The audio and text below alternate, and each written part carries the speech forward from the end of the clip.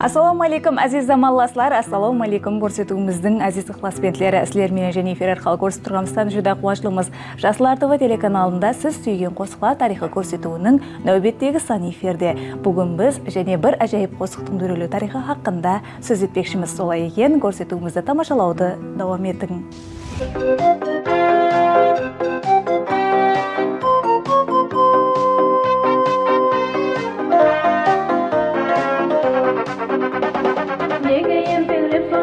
Жүгіресің ай жігіт, қолсаңдағы қаншама жетіп кетпен алды. Қолсаңдағы қаншама жетіп кетпен алды.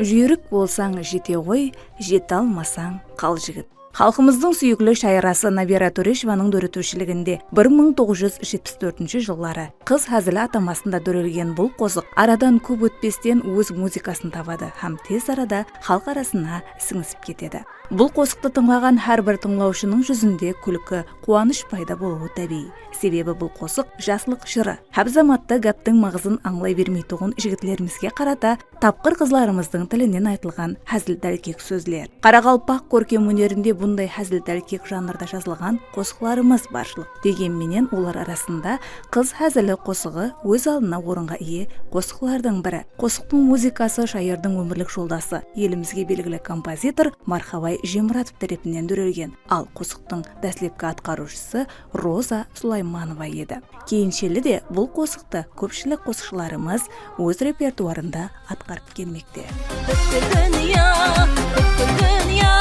Aldımda, gözümde pavınga.